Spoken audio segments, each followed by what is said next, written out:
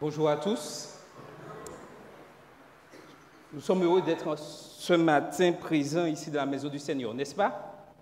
Pour partager, continuer à partager les études que le Seigneur nous a données tout au long de ce trimestre.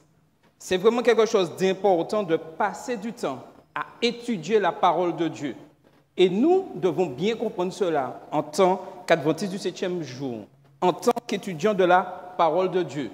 C'est pour ceci que l'école du sabbat renouvelle à nouveau que chacun doit tout faire pour prendre un abonnement du questionnaire de l'école du sabbat. C'est quelque chose d'important aujourd'hui pour nous, nous qui vivons la fin des temps.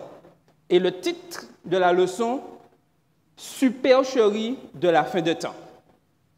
Un résumé. Si nous voulons être forts pour comprendre ce que Satan a prévu de faire, il faut que nous passions du temps dans l'étude de la parole. S'il y a quelque chose à retenir en ce matin, c'est bien ça. Passons du temps dans l'étude de la parole. C'est pour ceci qu'on prolonge encore, puisque je vous annonce que les questionnaires ont un peu de retard. Quand je dis un peu de retard, nous espérons avant la fin de l'année qu'ils soient là. Donc, nous prolongeons encore d'une semaine les abonnements de l'école du sabbat. Nous avons senti dès sabbat dernier que quelques membres se sont abonnés encore à nouveau et nous incitons tous à prendre cet abonnement, à voir ce questionnaire et en plus de passer du temps et d'être aussi présent sabbat après sabbat ici à OWeb pour pouvoir partager la leçon. Donc, entrons dans le vif du sujet. Le verset à mémoriser se trouvait dans 2 Corinthiens 11, versets 14 et 15. Est-ce qu'il y a quelqu'un qui veut bien lire ce verset? 2 Corinthiens 11, versets 14 et 15. Alors, un volontaire. En plus, c'est affiché. Sinon, je désigne.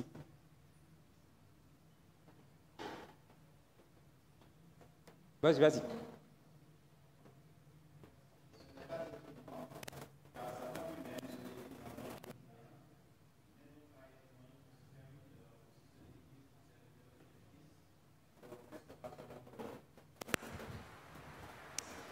Il est important de comprendre que notre ennemi n'a qu'un seul but. Pouvoir, je dirais, nous détourner de la parole de Dieu. Et il a on pourrait dire plusieurs arcs entre ses mains. Et il nous était dit que le mysticisme, les récits d'expériences de mort imminente, la croyance en la réincarnation, la nécromancie, le culte des ancêtres et le spiritisme contribuent tous à la normalisation de telles choses dans notre société et à la confusion au sujet de l'au-delà. Mais Dieu prend très au sérieux tout ce qui a trait au spiritisme et la Bible nous met en garde dans un langage extrêmement fort.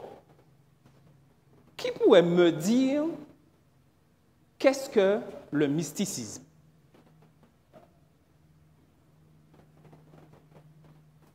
Donc, je demande, en attendant que le micro arrive, si quelqu'un peut prendre ce micro-là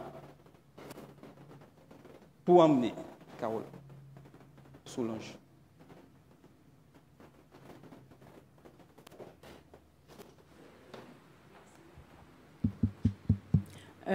Pour moi, ce que j'ai compris, frère Saint-Louis, tu vas confirmer ou infirmer, le mysticisme défie l'autorité de Dieu en donnant la priorité à l'expérience et aux émotions au détriment de « il est écrit ». Okay. Le mystique n'est pas dans une démarche d'obéissance. En fait, il roule en sens interdit parce qu'il est son propre pilote. Ok. Quelqu'un voudrait-il ajouter quelque chose? Est-ce que Solange est dans le vrai? Nous sommes là pour participer. Est-ce que ce que Solange a dit est vrai? Tout le monde est d'accord? Alors, qui peut me donner un exemple? Parce que j'ai bien aimé la définition, mais en pratique, comment voyez-vous que certains vivent ce mysticisme en pratique. Parce que là, on a bien parlé, c'est les émotions, etc. Mais en pratique, qu'est-ce qui peut nous montrer que certains sont dans ce domaine-là? Alors, qui voudrait prendre la parole?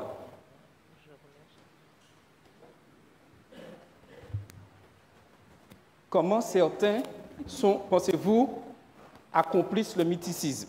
Ou comment vraiment on vit ce mysticisme? Dites-moi. Attends. Carole.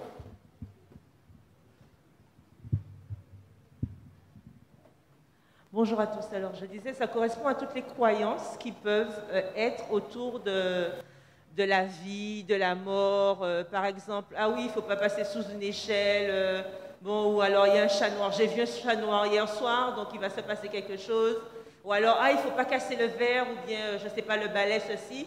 En fait, c'est toutes ces petites croyances qui entourent notre quotidien et parfois auxquelles on donne voix, en fait. Et même, on peut parler aussi de l'astrologie. Hein? On ne va pas sortir le matin sans avoir lu l'horoscope parce que, bon, on m'a annoncé ceci, cela.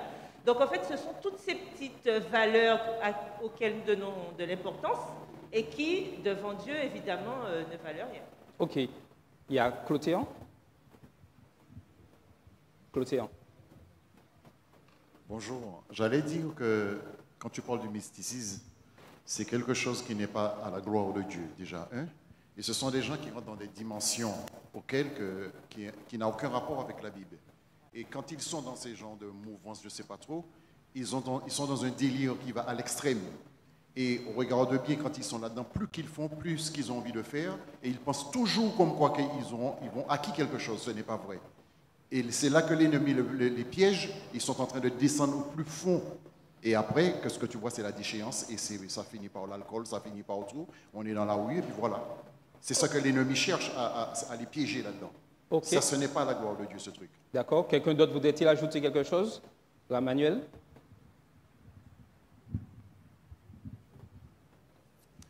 Oui, bonjour. Je voudrais dire une chose, parce que la leçon, quand il parle du mysticisme, dit que c'est l'association du divin et de l'humain. D'accord? Donc nous savons très bien que l'association du divin et de l'humain doit exister. On n'est pas en train de contredire que l'association du divin et de l'humain doit exister, parce qu'en réalité, Dieu ne fait pas sans l'homme, et l'homme a besoin de Dieu, et l'homme dépend de Dieu. Maintenant, c'est quand, à partir du moment que j'ai des expériences personnelles, mais qui contredisent la vérité biblique, que je tombe dans vraiment ce qu'on appelle le mysticisme, et à partir de là, je fais foi de mon expérience au lieu de me tenir seulement à ce que les Écritures disent à ce sujet. Donc, si dans ma façon de fonctionner, je remets en cause ce que la Bible dit, je suis dans le faux à ce moment-là et je suis dans le mysticisme. Alors, d'après ce que Ramaniel nous dit, le mysticisme, c'est quand des choses commencent à prendre la place de la parole de Dieu. Est-ce que vous êtes d'accord avec ça? C'est-à-dire que je commence à donner plus d'importance à autre chose que la parole de Dieu. Et ceci, c'est vrai, Carole a parlé d'astrologie, d'autres éléments, c'est vrai. Mais pour nous, adventistes du 7e jour, nous savons que ceci, nous ne pouvons pas y toucher et aller dans cette direction, et nous ne le faisons pas. Qu'est-ce que pour nous, en tant qu'adventistes du 7e jour, pourrait devenir du mysticisme?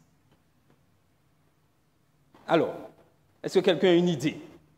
Qu'est-ce qui pourrait, dans notre fonctionnement, prendre le dessus sur la parole de Dieu? Puisque c'est ça, en quelque sorte, le mysticisme. Dites-moi, qu'est-ce qui pourrait prendre le dessus sur la parole de Dieu dans notre fonctionnement? Oui, Georges. Alors, personne ne voit. Le légalisme. Alors, explique-nous. Explique-nous. En quoi le légalisme pourrait être une sorte de mysticisme? C'est tout à fait normal, puisque les gens ne s'arrêtent pas à Dieu, ils sont au-dessus de Dieu pour eux. Donc à partir de ce moment, ils mettent toutes leurs théories, quelles qu'elles soient, et il vous l'impose si vous n'êtes pas vigilant. Tout à fait. Et si, quand tu as dit dès le début qu'il faut étudier la parole de Dieu sans cesse, si on n'étudie pas la parole de Dieu, eh bien, on est aveuglé. Et comme dit Corinthiens, cet aveuglement, c'est comme la fumée quand il y a une déflagration, et puis c'est tout. Aussi, on pourrait voir du mysticisme dans notre sphère, en fait, en tant qu'Église adventiste, quand certains, bizarrement, se réveillent avec une idée et pensent que oui, c'est la vérité, c'est pour ça qu'on voit naître des petits groupes par-ci. On a eu, par exemple, le sabbat lunaire, on a eu bâton du berger, enfin, des choses. Alors, c'est quand on prend un élément de la Bible et qu'on essaie de mettre à notre sauce, parce que, bon, on est au restaurant, donc on fait ce qu'on veut. Donc, on fait à notre sauce et ensuite, on veut imposer cela. Donc, elle a parlé tout à l'heure d'obligation. On veut imposer cela et on veut faire croire aux autres que oui, c'est ça. Voilà. Et on a eu de grands moments comme ça dans notre mouvement adventiste où les gens... Alors, il y avait un moment, l'histoire de chapeau. Il fallait que les femmes portent des chapeaux parce que si elles ne portent pas de chapeau, la prière n'est pas exaucée. Enfin, il y a eu... Non, mais il y a eu plusieurs petites choses comme ça qui ont touché notre communauté et qui ont fait parfois, qui ont créé des schismes parfois, des schismes inutiles parce que ce ne sont pas des choses qui sont bibliques. Et on a vécu ça. Donc, c'est ça aussi le mysticisme. C'est quand on veut faire passer des petites croyances pour une réalité spirituelle qui ne l'est pas. Tout à fait. Manuel?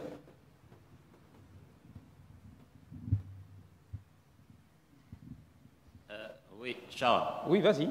Ce n'est pas pour répondre à ta question que j'ai demandé le micro, mais c'est juste pour pouvoir inviter la sœur qui a parlé du légalisme à expliquer davantage le légalisme, parce que tout le monde n'est pas forcément au fait de ce que c'est que le légalisme.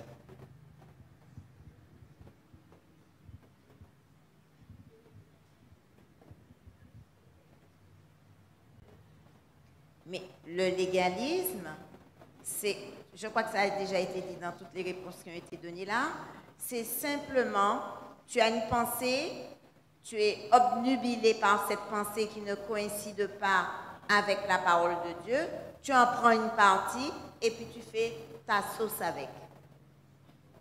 Et puis je répète qu'on veut l'imposer. Et c'est ça qui est très mauvais. Tout à fait. Mais j'aimerais vous donner une définition que j'ai trouvée dans le Larousse. Et vous allez le voir apparaître à l'écran. Le mysticisme, attitude philosophique ou religieuse fondée davantage sur le sentiment et l'intuition que sur la connaissance rationnelle et qui a pour objet l'union intime et directe entre l'homme et la divinité. Et il y a quelque chose, malheureusement, qui rentre petit à petit dans nos communautés, où on entend dire, oui, on parle trop de la parole de Dieu, on parle trop des Écritures, on parle trop qu'on nous reprend, chaque fois on nous répète les mêmes choses. Pourquoi on ne passe pas du temps à louer Dieu, à chanter, à s'exalter, plutôt que d'entendre chaque fois des sermons, des sermons, des sermons. Et ça, malheureusement, c'est du mysticisme. Et l'ennemi de nos âmes utilise ça. C'est vrai, il faut que nous passions de moments à chanter, à louer le Seigneur. Mais nous ne pouvons pas constamment et uniquement dire que je loue le Seigneur et que je ne passe pas du temps à étudier la parole de Dieu. Je m'installe sur de mauvaises bases. Et l'ennemi de nos âmes, il sait ça. Et en tant qu'adventistes du 7e jour, nous devons faire très, très attention à la façon que nous adorons et la manière que nous fonctionnons dans notre système d'adoration. Oui, Solange. En fait, certains chrétiens sont piégés par leurs émotions, mais Dieu veut en fait que nous soyons des êtres, des personnes sobres, et que nous nous basions sur ce que dit sa parole. Et Denis et puis après Marie. Je voudrais dire une simple petite chose qui aussi, je pense, fait partie du mysticisme chrétien. On peut le dire. Nous, en tant que chrétiens, plusieurs, en tout cas peut-être moi aussi, si j'ai une attitude, un comportement, une vie qui ne cadre pas avec ma profession de foi, avec mon acceptation de Christ comme Sauveur et Seigneur, et que mon bien-aimé vient gentiment, avec amour, m'exhorter pour essayer d'aider à trouver la voie droite, eh bien, je suis très facilement appelé à dire, mais bien-aimé, ça c'est ma relation avec Dieu qui compte. Ma relation avec Dieu qui compte. Tu m'as dit ça, oui, mais c'est ma relation avec Dieu qui compte. Mais cette relation-là est totalement en opposition avec ce que Christ, Dieu même, réclame comme une vie de relation avec lui. Ça, c'est le mysticisme aussi chrétien. Tout à fait, je suis tout à fait d'accord avec toi. Marie?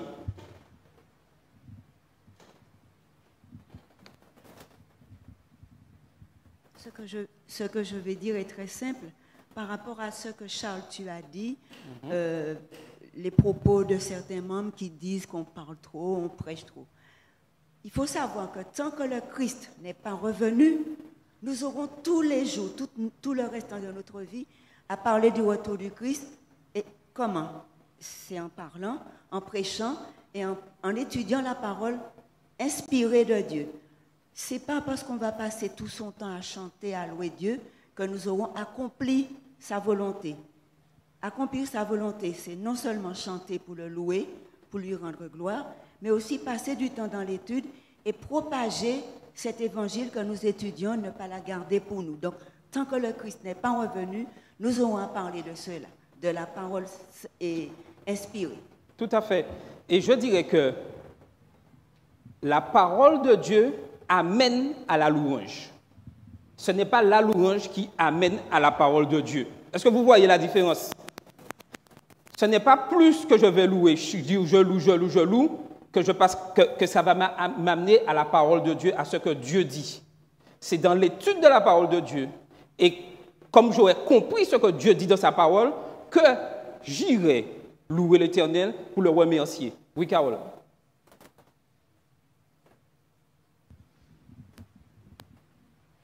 Justement, en lien à ce que tu disais, il faut aussi, ça peut être aussi du mysticisme de prendre l'amour de Dieu pour acquis. C'est-à-dire se dire que bon, Dieu est amour, Dieu va me pardonner, je peux faire machin, et puis je vais demander pardon. Aussi, cette manière de vivre sans pour autant mettre en premier, c'est-à-dire donner une priorité à Dieu, ça peut être un problème aussi parce que ça peut nous amener très loin à croire que, alors qu'on n'est pas dans cette réalité. Donc il faut faire attention et comme tu appuyais dessus, lire cette parole de Dieu, puisque en étudiant la parole de Dieu et en la mettant en pratique surtout, parce que c'est la partie qui est plus compliquée.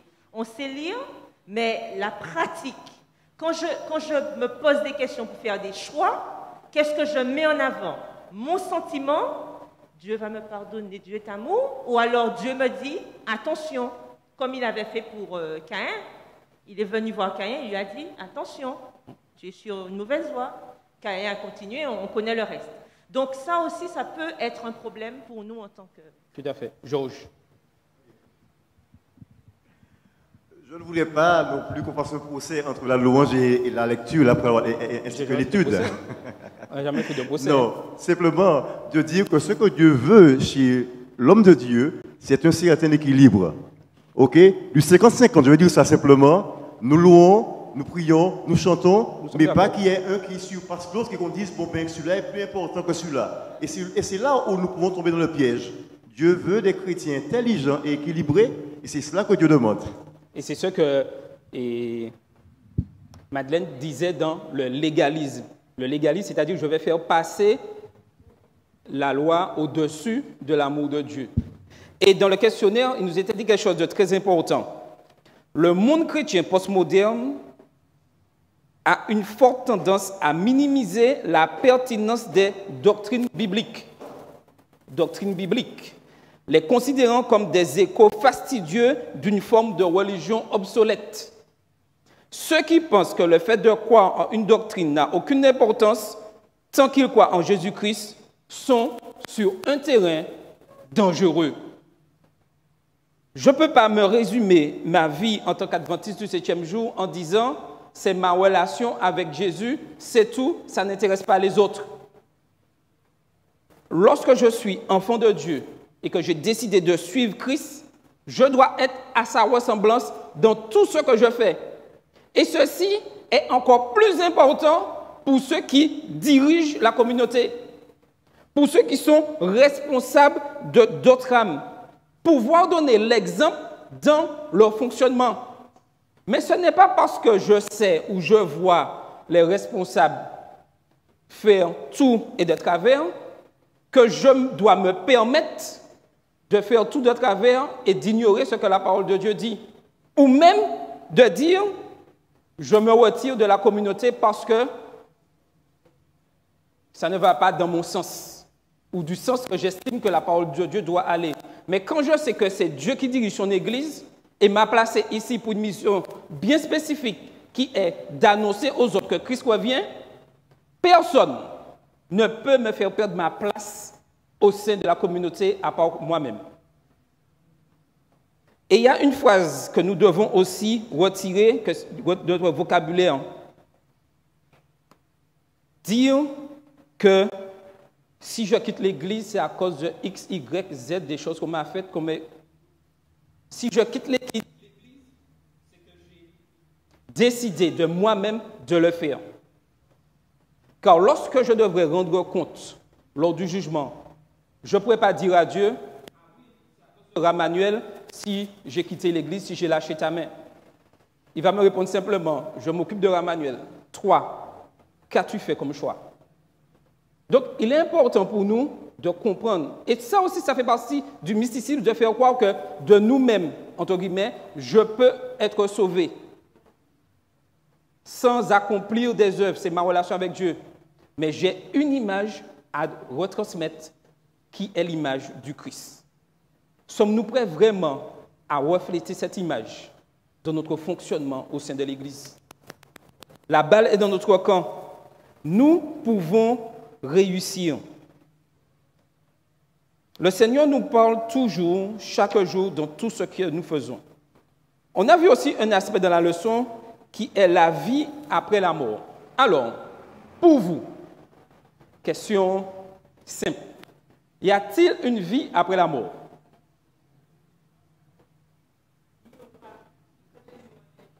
Attends, passe le micro à Carole. Y a-t-il une vie après la mort? Non, je disais juste qu'il faut qu'on parle au futur. Il y aura une vie après la mort quand Jésus reviendra. Il y aura. Ok, ça c'est notre espérance. Aujourd'hui, il faut savoir que la société veut faire croire à tout le monde, de manière scientifique, l'existence d'une vie après la mort. Et ça, vous le voyez partout à la télé.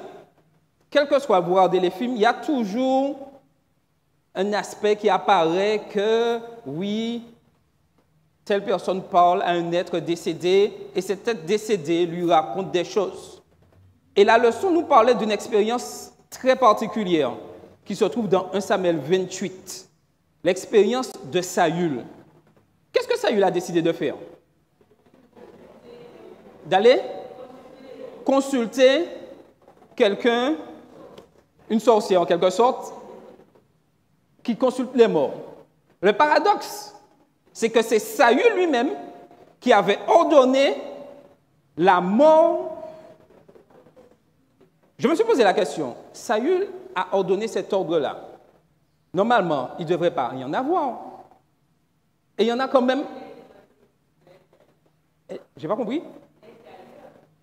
Il a été ailleurs pour chercher. Tout ça, c'est pour nous dire que nous, des fois, lorsque nous sentons, entre guillemets, que Dieu ne répond pas à nos prières, nous avons tendance à vouloir chercher une solution à nos problèmes ailleurs. Oui ou non? Humainement, c'est quelque chose de normal. Écoutez bien ce que je dis. Hein? Humainement, c'est quelque chose de normal. Mais lorsque je suis transformé par Christ, le normal humainement doit changer. Le problème, c'est que nous aimons jouer sur les deux tableaux. nous voulons demander à Dieu de diriger nos vies et en même temps, nous voulons connaître l'avenir parce que nous sommes inquiets. Et toute personne qui met vraiment sa confiance en Dieu ne doit pas être inquiet. Qu'est-ce que la parole de Dieu nous dit? Ne vous inquiétez. Le lendemain suffit à lui-même. Alors, pourquoi en pratique nous n'arrivons pas à appliquer cela? Pourquoi nous cherchons à toujours connaître ce qui ne doit pas nous être révélé? Dites-moi, pourquoi? Confiance en Dieu, ok?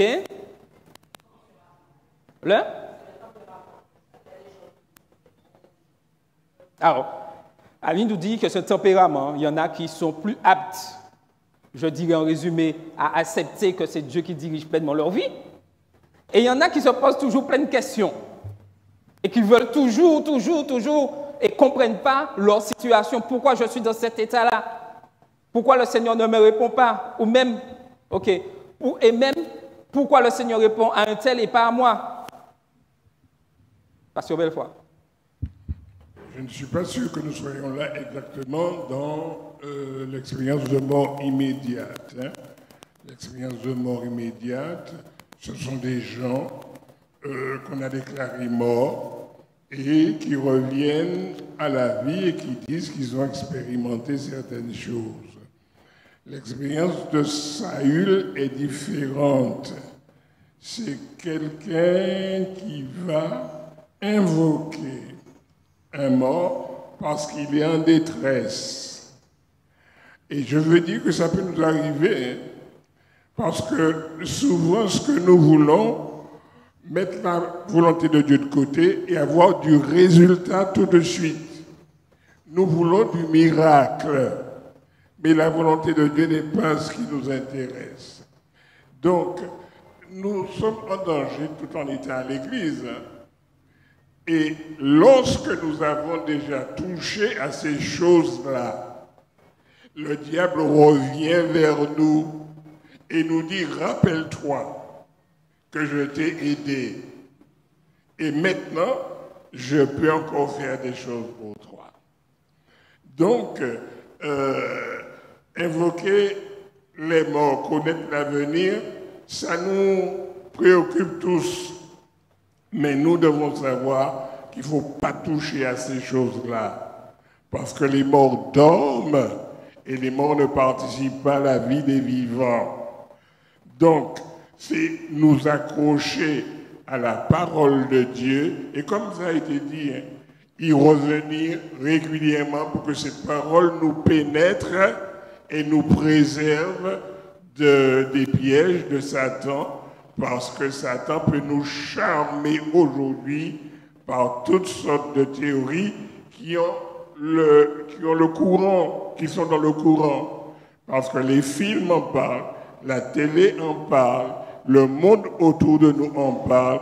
On nous invite à venir tourner les tables et compagnie, mais nous devons savoir que c'est l'arme de Satan pour séduire le plus grand nombre et il le fera jusqu'au bout. La leçon dit que ce sont des supercheries des derniers temps, mais moi j'ajouterais que ça a toujours existé. Mais aujourd'hui, Satan va s'en servir parce qu'il sait en quel temps nous sommes. Et pour séduire les derniers chrétiens, il va leur montrer qu'il y a une vie après la mort. Et en invoquant cela, en recourant à cela, eh bien, il a un message opposé à la parole de Dieu à nous communiquer. Tout à fait. Carole, après tu as la parole. Alors, concernant, parce qu'on a parlé des EMI, enfin les expériences de mort imminente, on se rend bien compte, puisqu'il faut qu'on soit logique par rapport à tout ce qu'on a vu depuis le départ, quand les gens sont morts, ils sont morts.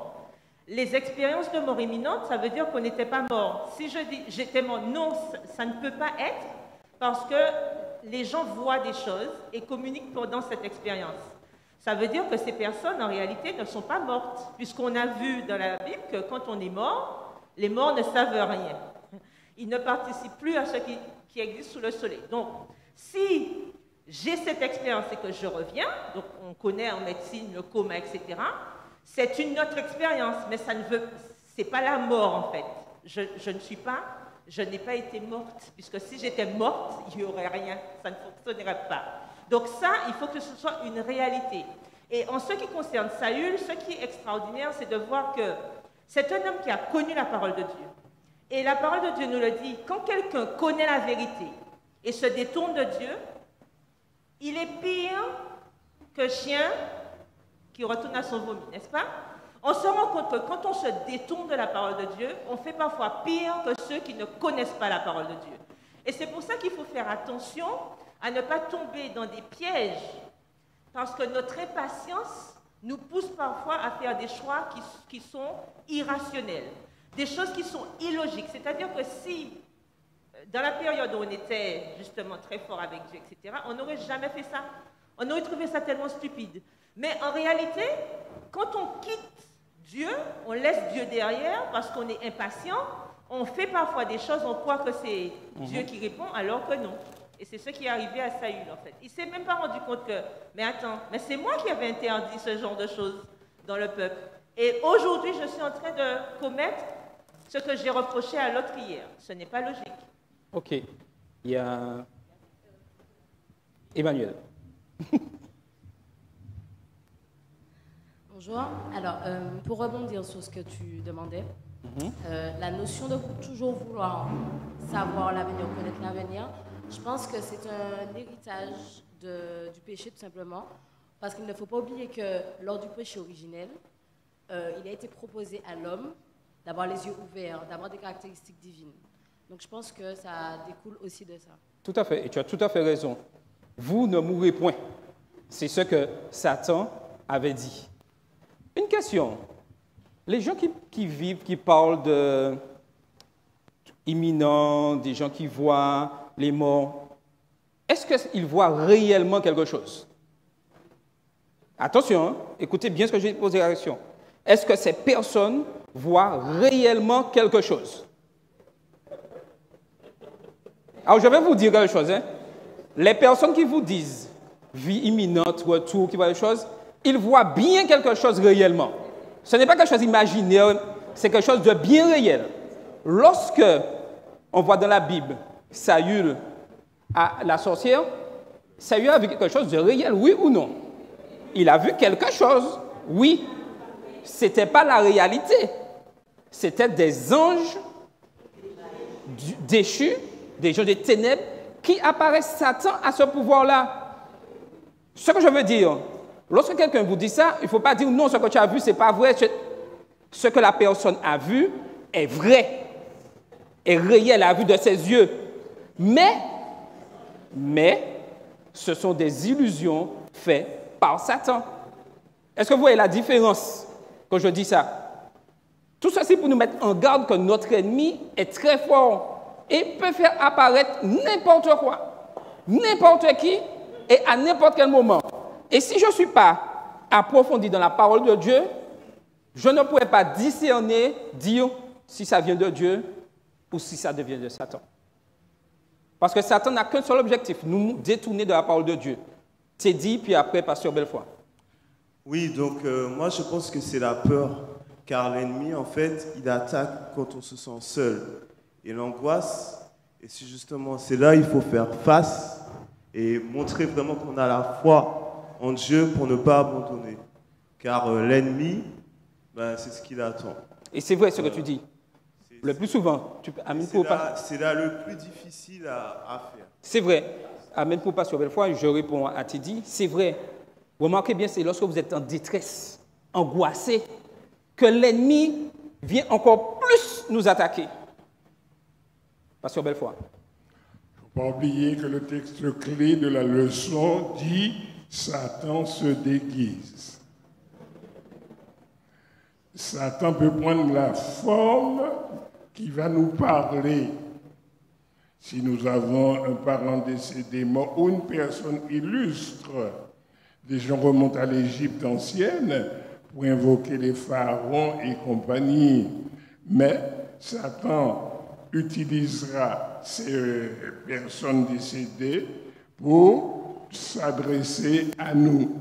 Et donc, nous devons être sur nos gardes parce qu'il y a toutes sortes de courants qu'il utilise pour nous montrer que les morts ne sont pas morts et qu'il y a une immortalité de l'âme.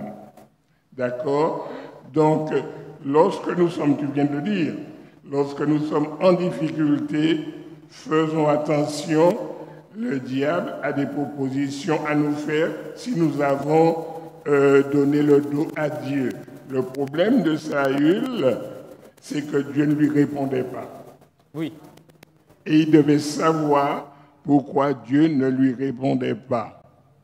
Et comme il avait peur de l'armée philistine, eh bien, il était aux abois. Et lorsque nous sommes aux abois, le diable le sent. Il le sait et il vient vers nous en nous disant « J'ai quelque chose pour toi ». Je vais aller rapidement. J'avais un camarade. Il faisait ses études et il avait raté pour la 2e fois. Il passe à la gare Saint-Lazare et une voyante lui dit « Laisse-moi ta main ». Et puis il dit « Ça ne m'intéresse pas ». Et la voyante doit lui dire « Tu as raté ton examen pour la 2e fois et tu es malheureux ». Et il ne la connaissait pas, il ne l'avait jamais vue. Il m'a dit « J'ai pris mes jambes à mon cou parce que j'ai compris qu'il me parlait ». L'ennemi est très subtil. Et ton histoire me rappelle lorsque j'étais en 3e. J'avais un professeur d'histoire-géographie. Et il nous disait, ah oui, il y a des parents, il y a un parent qui était venu le voir. Et le parent disait que son fils travaillait à l'école. Le parent disait, oui, que quelqu'un lui a dit que c'est le voisin qui a fait quelque chose sur l'enfant. Et c'est pour ça que l'enfant n'étudie pas. Et le professeur regarde le parent, il nous raconte, et il dit que, il nous dit à toute la classe, mais en réalité, c'est que les autres pas qu'à étudier, et puis les autres qu'à dit c'est un bois qui amène les autres là. En gros, c'est comme ça il a dit ça. Tout ça, c'est pour nous montrer que l'ennemi sait notre point de faiblesse. Et des fois, il fait croire tout n'importe quoi. On n'étudie pas, on ne fait pas ce qui est nécessaire, et puis on veut réussir. Et quand on ne réussit pas, on cherche des subterfuges, dire que c'est un tel qui m'attaque, qui m'a fait, c'est pour ça. Alors que si j'avais pris le temps d'étudier, j'aurais réussi. Oui, Ramanuel. Puis après, Carole. Oui, j'aimerais dire au niveau de toutes ces supercheries que l'ennemi utilise, la leçon fait ressortir aussi la notion des influences. Ça veut dire que si nous nous mettons déjà sous influence, parce que nous savons que tous nous subissons des influences et tous nous exerçons aussi des influences. Maintenant, nous devons choisir quelles sont les influences que j'accepte et celles que je n'accepte pas. Il y en a parfois qu'on n'est pas toujours conscient. Parce que, par exemple, je prends un cas, on est dans le centre commercial, on fait ses courses, arrivé à la maison, on chante un chant qu'on n'a jamais appris, finalement, c'était dans le centre commercial que je l'ai entendu. C'est quelque chose qui est déjà arrivé à la plupart des personnes. Moi, en ce qui me concerne, ce que je dis, c'est que parfois, on a aussi de mauvaises relations. Quand on fréquente des personnes qui croient à certaines choses, parfois, on finit par aussi adhérer à ces choses-là. Parce qu'on alimente ces choses-là. Tout ce qui est alimenté, finalement, on va se l'approprier. Parce que la Bible dit bien une chose. Résistez au diable et il fuira loin de vous. Résister au diable, c'est quoi? Ça veut dire qu'à partir du moment que j'ai déjà des mauvaises pensées qui me viennent à l'esprit et que je ne les combats pas, ça veut dire que tout ce que je ne combats pas, j'alimente. C'est systématique. Donc, les mauvaises influences, des gens qui croient à l'immortalité de l'âme et toutes ces choses-là, et que moi je converse avec et que j'atténue la chose, j'adoucis les choses, et bien finalement, quelque part, je finis par adhérer parce que j'adoucis la chose. Je ne mets pas en avant réellement ce que dit la parole de Dieu. Et parfois, on nous reproche d'être trop, catégorique, mais Dieu est un Dieu qui est quand même exigeant. Quand il dit que ton oui soit oui, que ton non soit non, c'est quand même, on voit bien que Dieu n'est pas dans des compromis pour pouvoir accepter. Il dit, celui qui n'est pas avec moi est contre moi, celui qui n'assemble pas avec moi disperse. Donc il faut quand même présenter la parole telle qu'elle est et ne pas faire on va dire, on va adoucir la chose pour pouvoir essayer de ne pas trop vexer la personne. Non, c'est pas ça. C'est la parole de Dieu, c'est ce qui fait froid. C'est cette référence que nous devons avoir pour pouvoir justement être à l'abri, être protégé face à certaines situations. Tout à fait. Avant de donner la parole à Carole, c'est vrai qu'il y aura toujours des influences. Nous prêchons un message. Christ revient bientôt. Le message des 3 anges.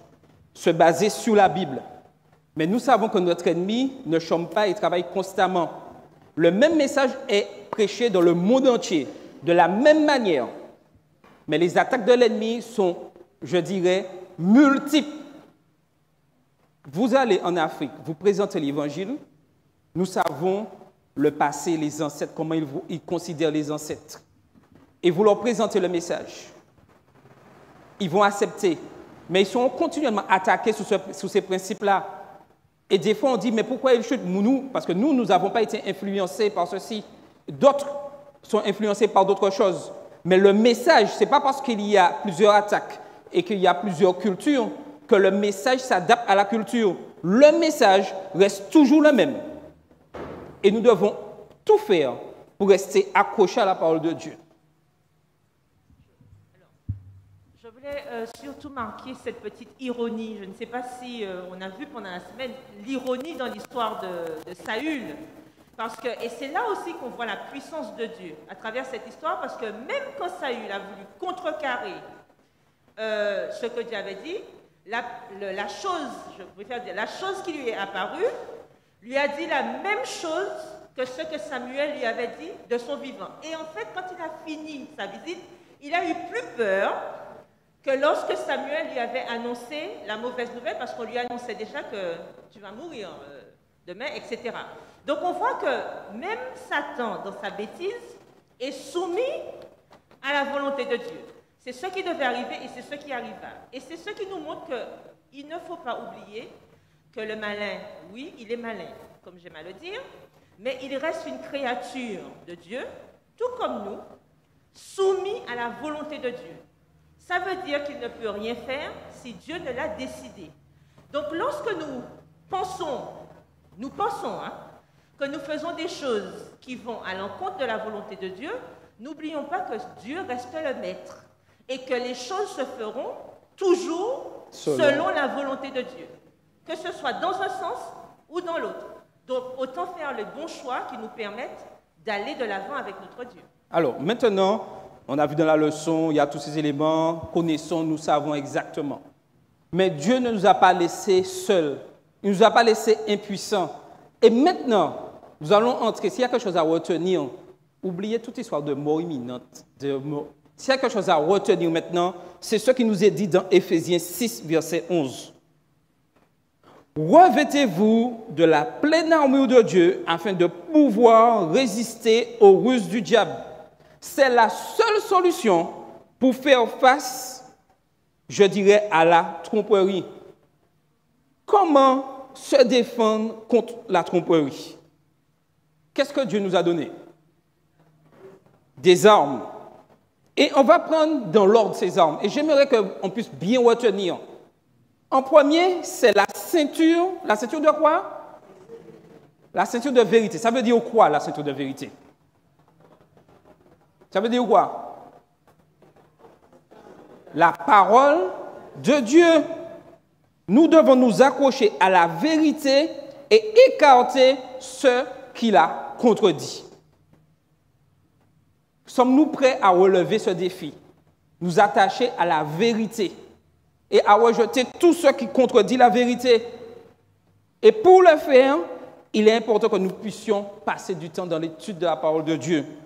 Deuxième élément, verset 14, la cuirasse de la justice.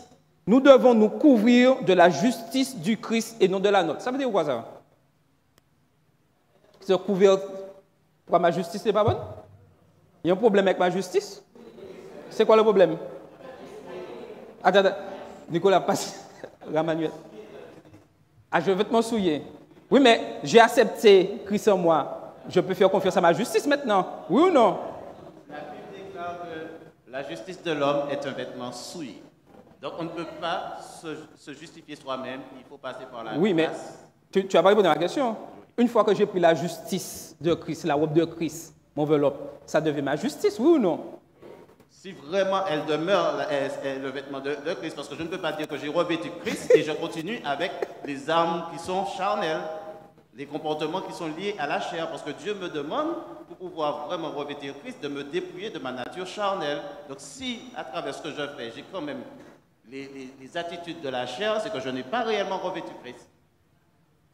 Ma question est très subtile. Parce que beaucoup de chrétiens d'Adventiste 7e jour disent, oui, Christ habite en moi. C'est ma relation avec Christ.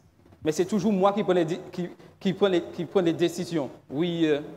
Mais Charles, je ne peux pas te prendre comme exemple. Oui, je t'écoute. Même si tu as la justice de Dieu, je dois prendre la justice de Christ, à la tienne. Tout à fait. Mais c'est ça le problème. C'est que nous voulons, entre guillemets, être, comment dire ça, les personnes qui sont responsables de la justice de Christ. Est-ce que vous voyez ce que ça veut dire? Qu'une fois que nous avons accepté Christ, nous voulons quand même que c'est nous qui dictions les choses. Alors que ce n'est pas ça. Lorsque j'ai revêtu la justice de Christ, ce n'est plus moi qui vis. C'est Christ qui vit en moi. Oui, vas-y, Suzanne. Excuse-moi, Charles. Vas-y. Dans le moniteur, il est écrit, par rapport à Éphésiens, si nous voulons éviter de tomber dans les pièges de Satan, alors nous devons prier. Nous devons prier pour recevoir le Saint-Esprit. Nous devons prier pour avoir la puissance de rester debout. Nous devons prier pour avoir la force face à la tentation. Nous devons prier pour recevoir la sagesse de prendre des décisions avec Dieu. Nous devons prier pour avoir de l'amour pour les gens. Nous devons prier pour développer une plus grande foi. Nous devons prier pour avoir le courage de parler du Christ. De Christ, Satan veut nous faire peur ou nous détourner de Dieu avec les promesses. Et pour nous détourner de Dieu, et avec les promesses de Dieu, et il nous fait croire aussi des promesses d'amusement, de plaisir, de liberté. Mais Dieu veut nous équiper pour rester debout en Christ, car le bonheur et la liberté véritable ne viennent que de Dieu.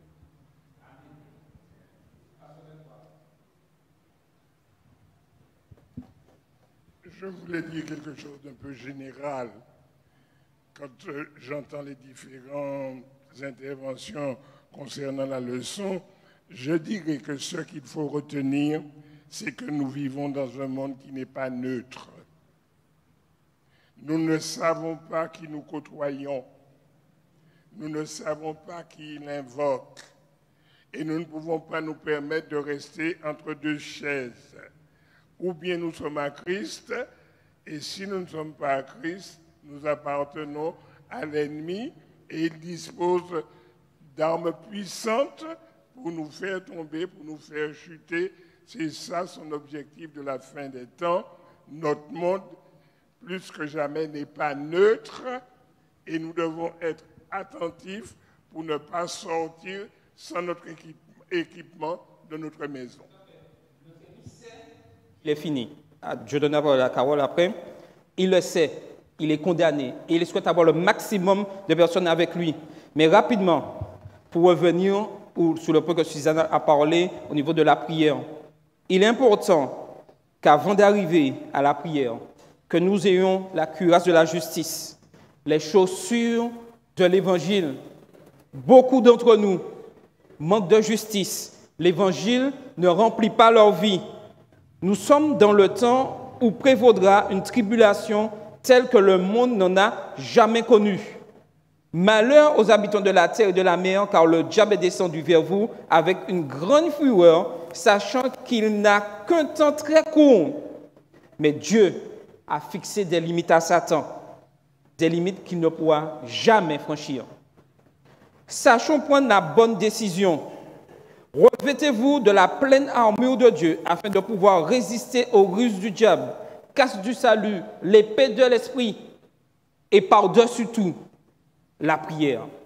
Si nous voulons vaincre les supercheries de Satan, cela passe par du temps de prière personnelle, constamment. Satan sait que lorsque nous arrêtons de prier, la victoire lui est assurée. Voulons-nous vraiment remporter la victoire? Oui, Carole. Je reviens par rapport à ce que tu disais sur la justice. Alors, il ne faut pas oublier que lorsque nous revêtons la robe de justice de Christ, ça ne veut pas dire que nous sommes parfaits. C'est pour ça que nous ne pouvons pas nous appuyer sur l'autre par rapport à sa justice, puisque ça reste cette justice de Christ. Donc, on revêt cette justice par rapport au fait que Jésus est notre intercesseur auprès du Père, mais la justice ne nous rend pas parfaits. Et comme nous ne sommes pas parfaits, nous ne pouvons pas prendre des décisions toujours éclairées. Donc, il ne faut pas oublier cet aspect des choses. Donc, nous sommes tous en lutte, chacun à notre niveau, par rapport à notre relation avec Dieu, par rapport à notre parcours chrétien. Et c'est pour ça que oui, nous nous soutenons les uns les autres, nous nous soutenons, d'accord, les uns les autres, mais nous ne pouvons pas compter sur l'autre pour y arriver. Nous devons compter uniquement sur Dieu, parce que c'est lui seul qui va nous aider à atteindre le but. Tout à fait. Alors, quelqu'un voudrait-il ajouter une dernière chose avant que je puisse conclure? Marie? Marie? Et nous allons conclure. Tout à l'heure, Carole a parlé de rationnel. Et toi, tu as parlé de la justice du Christ. Il y a beaucoup de personnes chrétiennes qui disent souvent, moi, je ne bois pas d'alcool, je ne vole pas, je ne mens pas. Et puis, la personne croit qu'elle est revêtue de la justice du Christ. Mais en fait, cette personne, parce que lorsqu'on décide de s'éloigner du mal, on doit automatiquement s'approcher du bien. Alors, beaucoup de personnes disent qu'ils ne font rien de mal, mais ils ne font pas non plus le bien que Dieu demande de faire.